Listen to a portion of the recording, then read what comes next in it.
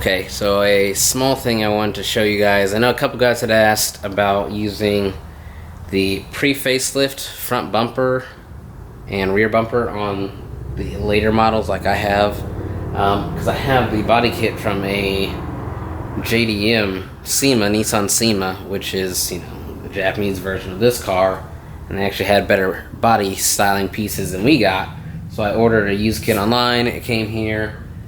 And I guess I'll kind of show what I found for the front. I don't think the rear is going to be any different.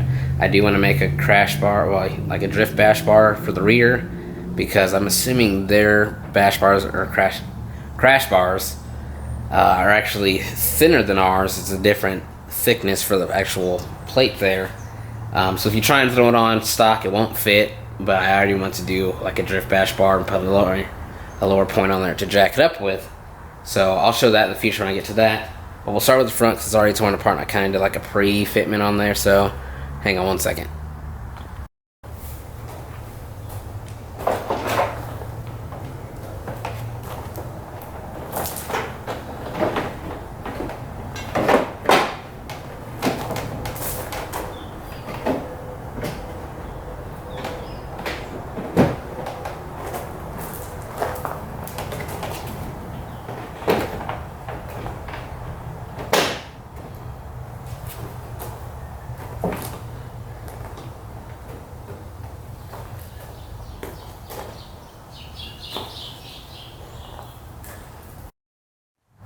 So there's a pre-fitment on there. It actually goes in pretty well. Just try and get a good spot here. Actually lines up pretty well. That's actually just the fender liner hanging out there behind it. It all snaps into the same place. I'll have to point out inside here how this mounting works, because as you can see, obviously it's not really connected to anything. It's just kind of maybe it will show it, maybe not. Anyway, I'll go show that piece in the back. I think once this sits in there properly, it'll lift this into the curve of the headlight and actually look nice. Same with that side. Once it's actually popped all the way in and pressed in, this will rise up and it will fit in there good. But they had a factory lip on there, some nice chrome pieces on the front. It just was it was all around nicer piece. I still have to get the earlier generation hood and the Japanese grill to go in there. And I'll buff the headlights and make that all look fancy. But what you have to do to make this work, so as you can see here, it's kind of dark. There's a mounting screw here, one up here, one down here, and then it screws into here, and then a piece connects up top there. Same on this side.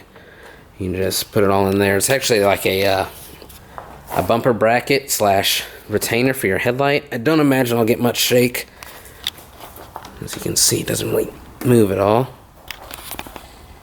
So I don't imagine I'll get much shake from that. So I'm going to leave it open and see what happens. But you won't fit this on here because this gets in the way. And same with this side, obviously. So I kind of drew out a stencil to cut out, but I didn't need to do that. Here we go.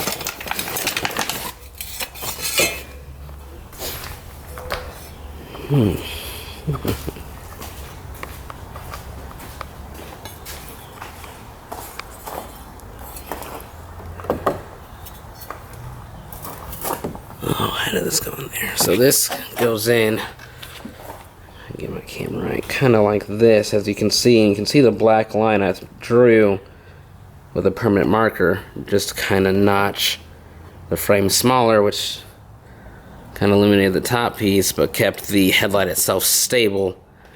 Like I said, I'm not really too concerned with this. I don't think it's going to be a problem. So I just removed both the brackets, and we're going to send it. Like I said, if it starts shaking down the road and actually is driving, I'll make it work. But as far as putting the bumper on, you just need to either modify the brackets or remove them entirely. And the other problem I came across is over here.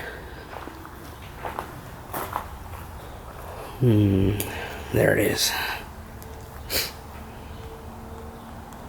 I'll get my flashlight here from my phone, which is not very bright. But there's actually a factory bumper bracket that snaps in the notches here. As you can see, they snap into what we saw back there, into the white clips on the actual body.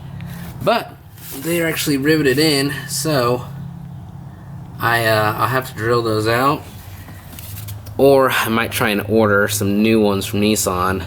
Depends on how much they cost. Luckily I work there, so I get a discount, but you know, if I can just save these and throw new rivets in that are slightly larger, I'll probably just go that route. But other than that, that'll put your bumper on, and you'll be good to go.